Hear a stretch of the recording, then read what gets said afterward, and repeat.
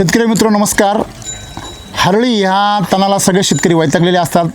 आज आपण या ठिकाणी जिल्हा जालना येथे घनसांगवी तालुक्यामधील गुरुपिंपरी या ठिकाणची गणेश गाडगे आपल्यासोबत आहेत आणि त्यांचा एक विलक्षण असा अनुभव आपल्याला सगळ्यांना ऐकायचा आहे. नमस्कार गणेश भाऊ. नमस्कार. तुम्ही कोणत्या पिकासाठी एससीटी वैदिकचा बेसल डोस वापरला होता? पत्तागोबीसाठी वापरलं. पत्तागोबीसाठी. तर तुम्ही त्याच्यामध्ये हरळीचं फार समस्या होती. हो, तर तुम्हाला काय उपाययोजना केली तुम्ही? मी हराळीसाठी जुनं ज्यावेळेस 2-3 वर्ष अगोदर ग्लापोशेट होतं ना त्यांनी जात होते बरं. आता ग्लापोशेट वापरा, त्याच्यात मिरॅक करता टाका, काही टाका, त्याचा बाप बनलेला आहे. थोड्या प्रमाणात ती परत वर येते. वरच्या वरती कुरदळती फक्त आणि खाली तशीच राहते. राहते. बर. पण मी सॉइल चार्ज आहे ना ते 100 ml घेतलं होतं एका पंपाला. पंपाला. बर. आणि त्याच्यामध्ये ग्लापोशेट मध्ये मिक्स करून ते मारलं होतं. ती दल पूर्ण जेवण भुसभुसी झाली आणि ती हराळ तिथून गायब झाली, म्हणजे नष्ट झाली पूर्ण. कायमची. दिसत पण नाही, कायमचीच नाही. म्हणजे तुम्ही त्याच्यामध्ये जर सॉइल चार्जर जर मोठ्या प्रमाणात जर वापरलं तर तुम्ही हरळ पूर्णपणे काय करू शकता? नष्ट करू शकता.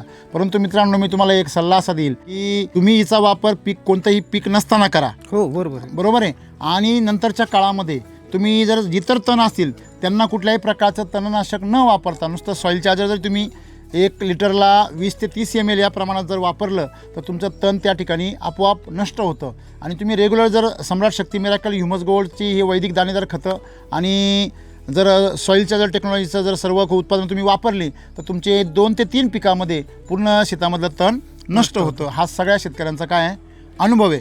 म्हणजे एससीटी वैदिकमध्ये पीक जोमामध्ये येतं आणि तण कोमात जातं. कारण पिकाला जो कार्बन हवा आहे तो जमिनीमध्ये वाढतो आणि जो नायट्रोजन जो तणाला हवा आहे तो या ठिकाणी संतुलित होतो. त्यामुळे एससीटी वैदिक बरोबर शेती करताना शेतकरी म्हणतात चला शेती करूया आनंदाने, कारण तण नाश होतं आणि पीक एकदम जोमामध्ये येतं. हा अनुभव एकदम नंबर खरा आहे. खरं आहे. धन्यवाद.